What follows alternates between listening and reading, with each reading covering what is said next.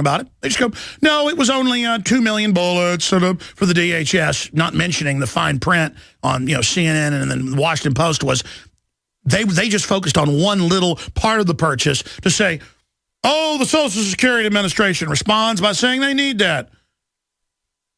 So Jones is wrong about the 1.6 billion bullets. I mean, it's all just twisted lying.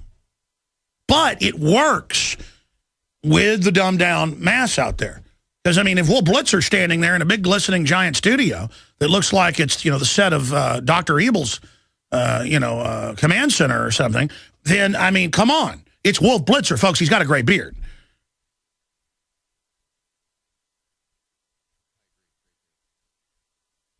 So that is the type of garbage that we are dealing with. Is Ron Paul called yet? Okay.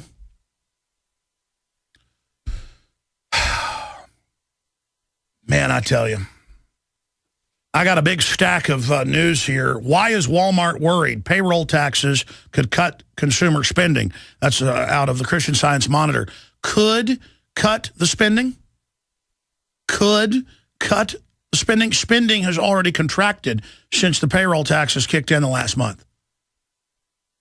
It's on record that consumer spending has already plunged and that hiring has plunged and that because of government-run health care, companies are laying off from 40 hours down to below 30 so that they don't have to get you Obamacare. It was written by big industry to hammer the American worker and drive you into the welfare rolls for collectivization.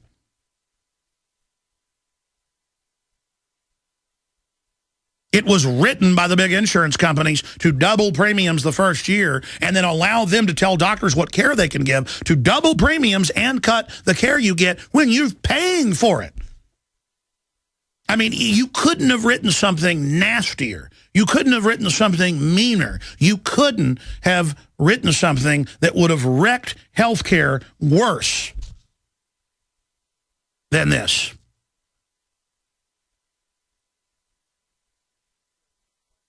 You absolutely could not have come up with something more diabolical. Now, he's only got about 15 minutes with us. Former Congressman Ron Paul, best-selling author, joins us. I wanted to get him on because he's been writing and speaking and posting articles at Campaign for Liberty, breaking down the bubble is really getting big, the QE Unlimited, the global currency crises, with the very authors of the currency crises posing as our saviors. And just last week, more proposals by the G20 for a Bank of the World SDR, that's global government, to back it all up. Ron Paul, Dr. Ron Paul, thank you for coming on, sir. Thank you. Good to be with you. Can you give us the latest on your analysis on what's happening with the economy and this big event you've been talking about the last few years? How close are we right now? How serious is this currency war?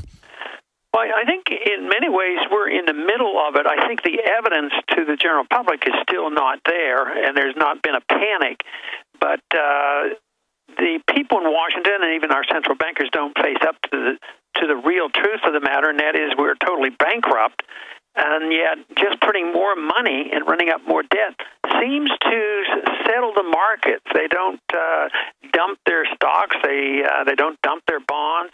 But we're in the middle of some unwinding. I think that this is so much different than anything we've gone through, since World War II and especially even since 1971 with the breakdown of Bretton Woods. But one of these days we'll wake up some morning and realize that the whole world has given up on the system, just as we woke up one day and the world, and especially the Soviets, gave up on the Soviet Union, because the system we have, the monetary system we have, and the economic system is not viable. It can't work, and you can't solve the problem of debt with more debt. And when that particular day comes, I don't think anybody knows the exact day, but we're certainly getting very close to it. Congressman, getting into specifics and your research there with the Von Mises Institute, pretty much everything you predicted in the last 30 years is now unfolding. From all my research and even what the establishment's saying and the way they're behaving, it's all coming to a head. Now it's 2 billion rounds of bullets and hollow points that are illegal under the Geneva Convention. We've got a new report out where Homeland Security is funding domestic drones, and I'm not making this up, to, quote, track gun purchases. That just broke at Infowars.com. We see military drills expanding everywhere. We see the new Justice Department memo saying, hey, let's just ban guns and confiscate them. It's like I've woken up in an Orwellian nightmare, and we've got this normalcy bias, this mass Stockholm syndrome, where even mainline conservatives, I had Ted Nugent on yesterday, he said, look, the green light's been given on Benghazi, the green light's been given on all this other tyranny, Fast and Furious, nobody got in trouble. And so I think we've reached that point where the tyrants figure out that if they can take us an inch, why not take us a million miles?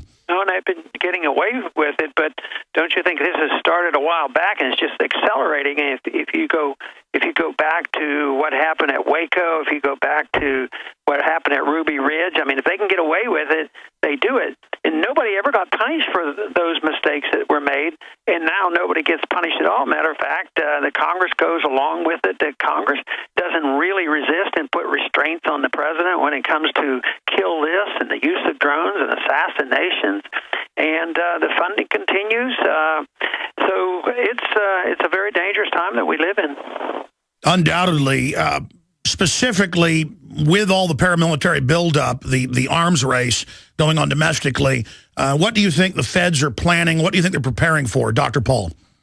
Well, I think they prepare for everything, and they themselves, go with the flow. They don't know exactly what will happen, but they're prepared.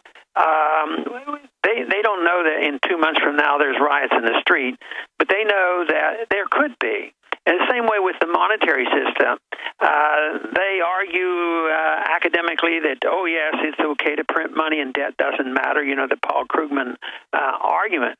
But I think they know exactly what can happen, the consequence that we warn about and try to prepare for, so they make their preparations, like I think you mentioned in your introduction about what they do at the international level under the UN and the IMF and the, these group of 20 and all these.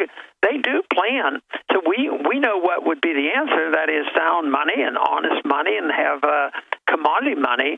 They want to maintain their power, so they're laying their plans too. But I don't think they know the day they're going to use it. They plan for all contingencies because the action of human beings are not predictable. But when certain events come about, they're laying their plans in their network. So, and it's really scary when you think about the drone. The drone thing should,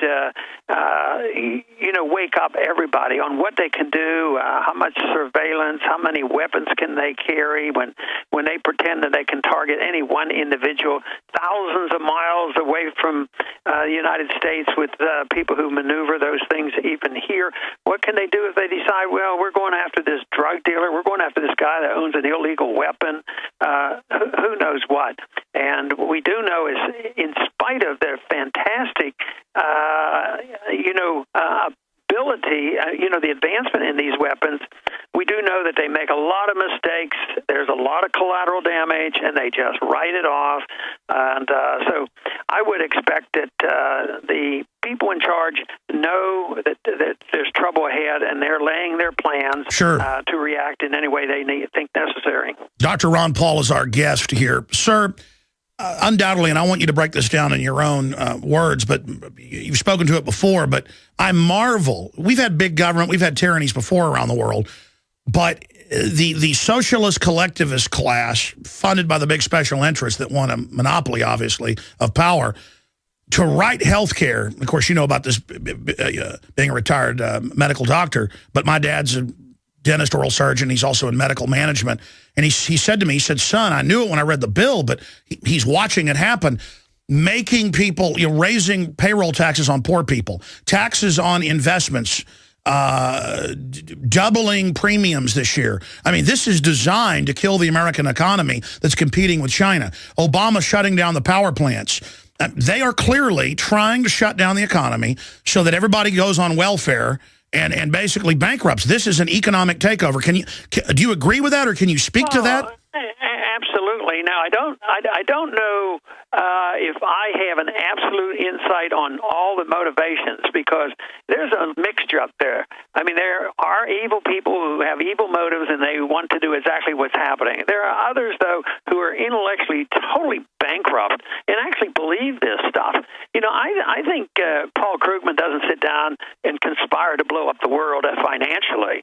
I think he sits down and he is dedicated to proving his philosophy on money and credit are the correct ones. And then there's a lot of other people who are very gullible out there. You know, how many people did Obama lose the election? No, I mean, sure, but I mean, Obama said he was going to give poor people free stuff. He's literally raping them. Yeah. So the people are naive enough to believe that. So you put all that together, and you end up with this calamity because they do not deal with the world as we would like to deal with it, and that is concentrating on individuals who have a right to their own life, have a right to keep the fruits of their labor, have property rights and contract rights, and sound money, and get the government out of our way. So they don't work on that. They work on the opposite. But, sure, but Dr. Paul, here's my question. Trying to figure out exactly their scheme and their plan and who did what when has to be counteracted by us getting out in front and saying there is a better way, and that way is something that we had a taste of in this country, and we're losing it. We need to wake up the American people that the answers are there for us. We just want to look, and I think in many ways that is happening. A lot more people are waking up, but it's going to be a terribly tough struggle. Sure, I want to get into the Second Amendment. I don't know if you've seen this. It broke Friday, but you're always on to the news I bring up. Summary of select firearms violence prevention strategies for the White House by the Department of Justice actually says basically just outlaw almost all guns and make people turn them in. And now veterans are getting letters who haven't even been diagnosed as, quote, being incompetent, being told, prepare to turn your guns in. If they try to take the guns, Congressman, are they trying to start a civil war? Well, that's once again is trying to interpret everything that they're thinking and they're planning. They're liable to start a civil war by doing it, and for whatever reason they are. But they don't believe that people should have guns. They believe the government should have guns, and they believe this very sincerely as a philosophy. So yes, whether that is exactly what they want. It's hard to say. But I know one thing is they don't want the people to have the guns. But it's one thing, I think a lot about these problems, but I just don't think that the people are going to give up their guns. I agree. This is when wars start, when both groups aren't giving up like two trains, and the politicians are off in their ivory towers drinking champagne, saying, let them eat cake. In closing, sir, we've only got about 3 minutes left, campaignforliberty.org. I know you've got some big announcements coming. What Dr. Paul's going to do now that you've left Congress, can you give us a little idea on when these announcements are going to be made so that we can all get behind it? Yeah, I think they're coming together now. It was recently announced about the radio broadcast that we'll be doing, and I feel very fortunate that we have that. But there will be others, and I would say in the next 3 months or so that we should have some of this coming out, and I'll have another book, and so a lot of people thought that I would be able to sit still and just watch this thing go on, and there's no way. I'm really excited about the opportunities I have now. My time is more my own. I get to travel when I want. I don't have to get on that airplane when John Boehner says I have to go up there to vote. So I have a lot more freedom and a lot more opportunities, and hopefully if I do a good job, I will reach more people, not less people. There were a lot of speeches I had to give when there were no people in the audience, when you talk at Congress. So I'm, like on Monday, I'm going to be at, a week from today, I'll be at George Washington University in Washington. Hopefully I have a nice crowd out there. So you have only begun to fight. Campaignforliberty.org. How long until you get your website, Ron Paul? Well, that's up in the air. We're still working on that, but I don't sit and worry about that. I know it's going to come out to our best, and we will be able to take care of it. There's enough flexibility out there. But, I lean toward believing that I'll once again be able to have